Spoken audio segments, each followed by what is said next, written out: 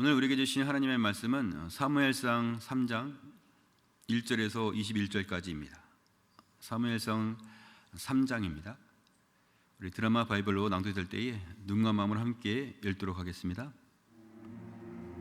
아이 사무엘이 엘리 앞에서 여호와를 섬길 때에는 여호와의 말씀이 희귀하여 이상이 흔히 보이지 않았더라. 엘리의 눈이 점점 어두워가서 잘 보지 못하는 그때에 그가 자기 처소에 누웠고 하나님의 등불은 아직 꺼지지 아니하였으며 사무엘은 하나님의 궤에 있는 여호와의 전 안에 누웠더니 여호와께서 사무엘을 부르시는지라. 그가 대답하되 내가 여기 있나이다. 하고 엘리에게로 달려가서 이르되 당신이 나를 부르셨기로 내가 여기 있나이다. 나는 부르지 아니하였으니 다시 누우라 하는지라. 그가 가서 누웠더니 여호와께서 다시 사무엘을 부르시는지라. 사무엘이 일어나 엘리에게로 가서 이르되 당신이 나를 부르셨기로 내가 여기 있나이다. 내 아들아, 내가 부르지 아니하였으니 다시 누우라 하니라. 사무엘이 아직 여호와를 알지 못하고 여호와의 말씀도 아직 그에게 나타나지 아니한때라 여호와께서 세 번째 사무엘을 부르시는지라. 그가 일어나 엘리에게로 가서 이르되 당신이 나를 부르셨기로 내가 여기 있나이다. 하니 엘리가 여호와께서 이 아이를 부르신 줄을 깨닫고 엘리가 사무엘에게 이르되 가서 누웠다가 그가 너를 부르시거든 네가 말하기를 여호와여 말씀하옵소서 주의 종이 듣겠나이다 하라 하니 이에 사무엘이 가서 자기 처소에 누우니라. 여호와께서 임하여 서서 전과 같이 사무엘아, 말씀하옵소서 주의 종이 듣겠나이다. 하니 여호와께서 사무엘에게 이르시되 보라, 내가 이스라엘 중에 한 일을 행하리니 그것을 듣는 자마다 두 귀가 울리리라. 내가 엘리의 집에 대하여 말할 것을 처음부터 끝까지 그날에 그에게 다 이루리라. 내가 그의 집을 영원토록 심판하겠다고 그에게 말하는 것은 그가 아는 죄악 때문이니 이는 그가 자기의 아들들이 저주를 자청하되 금하지 아니하였음이니라. 그러므로 내가 엘리의 집에 대하여 맹세하기를 엘리 집의 죄악은 제물로나 예물로나 영원히 속잠을 받지 못하리라 하였노라 하셨더라. 사무엘이 아침까지 누웠다가 여호와의 집의 문을 열었으나 그 이상을 엘리에게 알게 하기를 두려워하더니 엘리가 사무엘을 불러 이르되 내 아들 사무엘아, 내가 여기 있나이다. 내게 무엇을 말씀하셨느냐 청하노니 내게 숨기지 말라. 내게 말씀하신 모든 것을 하나라도 숨기면 하나님이 내게 벌을 내리시고 또 내리시기를 원하노라.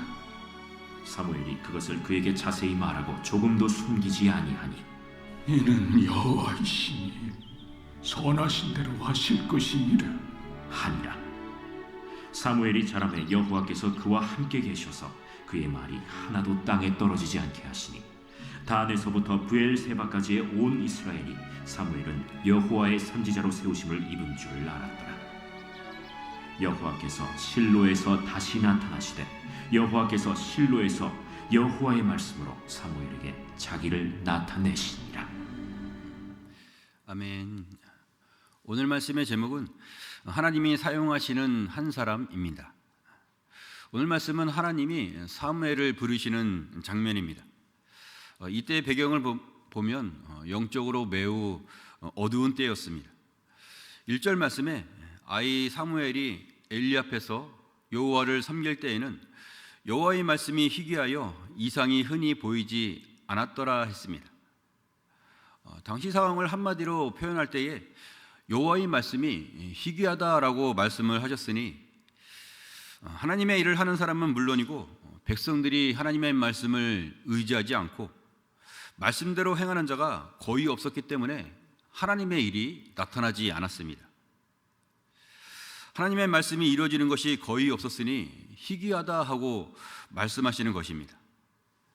이와 같이 하나님이 응답하시는 것이 없이 침묵하실 때가 있는데 이는 하나님에게 어떤 문제가 있는 것은 아닙니다. 사람들이 영적으로 둔해져서 하나님을 찾지도 않고 은혜를 구하지도 않기 때문에 하나님이 침묵하시는 것입니다. 이러한 이스라엘 민족의 모습은 지금의 교회로 볼 수가 있는데, 교회 지도자들의 영적인 무능력과 또한 가정에서 가장의 영적이지 못한 그런 모습과 사회적으로 지도자들이 전혀 보이지 못하는 그런 가운데 있었으니 그야말로 총체적으로 문란한 시대, 또 영적으로 매우 혼탁한 시대였습니다. 그러나 그런 때에도 하나님이 사용하시는 한 사람이 있었습니다. 그 사람이 바로 사무엘이라는 사람이었습니다. 사무엘은 당시 아이라고 표현을 할 만큼 아직은 어리고 부족한 사람이었습니다. 그러나 중요한 것은 시대적으로 암흑과도 같은 시대라 하더라도 하나님이 사용하시는 한 사람이 있었다라는 겁니다. 이는 곧 하나님이 사용하실 만한 그런 사람을 찾고 있다라는 것이죠. 하나님의 말씀을 신뢰하고 하나님이 이루실 일에 대해서 소망을 갖고 기도하고 있는 믿음의 사람을 하나님이 굽어보시고 찾고 있다라는 것을 우리는 기억해야 합니다. 그런 한 사람으로도 하나님은 거대한 세상 세력을 넘어서서 하나님의 일을 감당할 수 있도록 역사하시는 분이십니다. 세상에 흡수려 가지 않고 하나님을 향해서 나아가는 한 사람을 하나님이 직접 보고 계시고 그러한 한 사람을 사용하신다라는 것이죠. 그렇습니다. 사무엘은 어린 아이였지만 하나님의 은혜 앞에 서 있는 자였습니다. 주의 영으로 깨어 있었고 주의 뜻을 이루고 싶어하는 영성을 갖추고 있었습니다.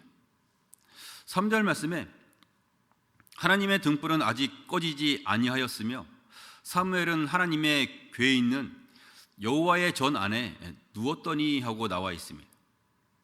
하나님의 등불이 아직 꺼지지 아니하였다라는 것은 희미하기는 하지만 사무엘이 하나님의 영으로 기도하고 있었다라는 것이고, 몸과 마음이 지쳐 있기는 하지만 하나님의 궤가 있는 여호와의 전 안에 있었으니 그래도 사무엘이 하나님의 말씀을 붙잡고 있었다라는 겁니다. 하나님은 그러한 자를 찾고 계십니다. 세대가 아무리 어둡고 악해져 가도 하나님의 영으로 기도하는 사람, 아무도 소망이 없고 하나님의 일에 기대하지 않더라도 하나님의 말씀을 붙잡고 있는 사람, 그런 자에게 하나님이 임재해 주셔서 남아있는 하나님의 일을 감당할 수 있도록 도와주십니다. 역대하 7장 14절에 내 이름으로 일컫는 내 백성이 그들의 악한 길에서 떠나 스스로 낮추고 기도하여 내 얼굴을 찾으면 내가 하늘에서 듣고 그들의 죄를 사하고 그들의 땅을 고칠지라 하고 말씀하셨습니다. 하나님이 어떠한 자를 찾으시냐? 악한 길에서 떠나 스스로 낮추고 기도하여 하나님의 얼굴을 찾는 자를 찾으십니다. 또한 이사야서 45장 7절 말씀에 나는 빛도 짓고 어둠도 창조하며 나는 평안도 짓고 환난도 창조하나니 나는 여호와라 이 모든 일들을 행하는 자니라 하고 말씀하셨습니다. 하나님이 어떻게 일을 진행하시느냐? 하나님은 말씀으로 온 세상을 창조하셨듯이 하나님의 말씀을 붙잡고 있는 자를 사용하십니다. 사무엘이라는 사람이 바로 그런 사람이었습니다. 시대는 제사장을 비롯한 모든 백성들이 암흑 속에 있는 것처럼 헤매이고 있었지만 사무엘은 하나님의 성전에서 하나님의 영으로 기도하고 있었고 주의 말씀이 이루어지기를 사모하고 있었습니다. 우리들도 그러한 사람이 될 수 있기를 바랍니다. 하나님의 영으로 기도하고 주의 말씀을 붙잡는 자 되어 하나님이 찾으시는 한 사람이 될 수 있기를 축복합니다. 또한 하나님이 사무엘을 불렀을 때에 사무엘이 어떻게 했느냐? 하나님이 말씀하신 것을 가감하지 아니하고 그대로 전했습니다. 13절 말씀에 내가 그의 집을 영원토록 심판하겠다고 그에게 말한 것은 그가 하는 죄악 때문이니 이는 그가 자기의 아들들이 저주를 자청하되 금하지 아니하였음이니라 했습니다. 전해야 하는 대상이 보통 사람이 아니라 엘리 제사장에 대한 말씀이었습니다. 게다가 전해야 할 소식이 무엇이냐면 그 엘리의 집이 망하게 될 것이라는 아주 나쁜 소식이었습니다. 어쩌면 가장 가까운 사람이고 깊은 인간적인 관계가 있었고 존경해야만 하는 그런 대상이었지만 사무엘은 처음에는 좀 두려워하는 마음이 있었지만 하나님의 말씀을 그대로 다 전하게 되었습니다. 18절 말씀에 사무엘이 그것을 그에게 자세히 말하고 조금도 숨기지 아니하니 그가 이르되 이는 여호와시니 선한 대로 하실 것이니라 했습니다. 사무엘이 조금도 숨기지 아니하고 그대로 전할 수밖에 없었던 것은 하나님의 선하심을 믿었기 때문입니다. 그리고 하나님이 하신 말씀은 반드시 이루어지기 때문이었습니다. 그것을 알고 믿는 자였기 때문에 그대로 전할 수가 있었던 것이죠. 하나님의 일은 바로 이렇게 하는 것입니다. 하나님의 말씀을 그대로 전하고 그 다음은 하나님이 이루실 것을 믿는 것입니다. 한 영혼이 구원을 받을 때에 어떻게 구원이 이루어집니까? 상대방이 까다로운 사람이라 신경을 쓰고 학식이 많은 사람이라 걱정을 먼저 하게 되면 아무것도 이루어지지가 않습니다. 하나님의 말씀보다 내 생각, 내 걱정이 앞서면서 결국에는 하나님의 말씀을 제대로 전하지 못하기 때문입니다. 하나님이 하신 구원의 말씀을 가감하지 않냐고 그대로 전할 때에 성령이 역사하시면 하나님의 말씀이 이루어져서 구원을 얻게 되는 것입니다. 사람의 기대와 가능성은 하나님 앞에 전혀 근거가 없는 일에 불과합니다. 하나님의 말씀이 이루어지면 누구든지 구원함을 얻게 되는 것입니다. 요한복음 1장 12절과 13절에 영접하는 자, 곧 그 이름을 믿는 자들에게는 하나님의 자녀가 되는 권세를 주셨으니 이는 혈통으로나 육정으로나 사람의 뜻으로 나지 아니하고 오직 하나님께로부터 난 자들이니라 말씀하셨습니다. 여기에는 세상적인 어떠한 기준도 없습니다. 하나님께로부터 난 자들, 즉 하나님이 구원하고자 하는 그 한 사람이 예수 그리스도를 영접하면 말씀이 이루어져서 하나님의 자녀가 되는 것입니다. 하나님이 말씀하셨고 하나님의 정하신 백성이 영접해야 하는 것이니 100% 하나님의 은혜와 100% 믿음이 연결될 때에 구원이 이루어지게 되는 것이죠. 우리에게 이러한 마음이 있기를 바랍니다. 우리의 생각이 아닌 하나님의 말씀을 그대로 전하기만 하면 때가 되면 하나님이 이루실 것을 믿는 자가 되시기를 바랍니다. 우리가 말씀 가운데 있을 때에 성령 하나님이 감화 감동으로 일하실 것입니다. 우리가 말씀을 선포할 때에 성령의 능력이 나타나게 될 것입니다. 우리가 말씀을 의지하여 믿음으로 기도하며 나아갈 때에 성령이 이루어 주시는 것을 보게 될 줄로 믿습니다. 지금 우리는 마지막 시대를 살아가고 있습니다. 온 세상이 점점 더 어두워져 가고 있고 사람들이 점점 더 악해져 가고 있습니다.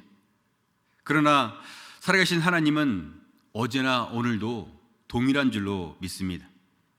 하나님이 하나님의 영으로 기도하고 주의 말씀을 붙잡는 자를 지금도 보고 계십니다. 하나님이 이루실 것을 믿고 주의 말씀을 그대로 전하고 싶어하는 자를 찾고 계십니다.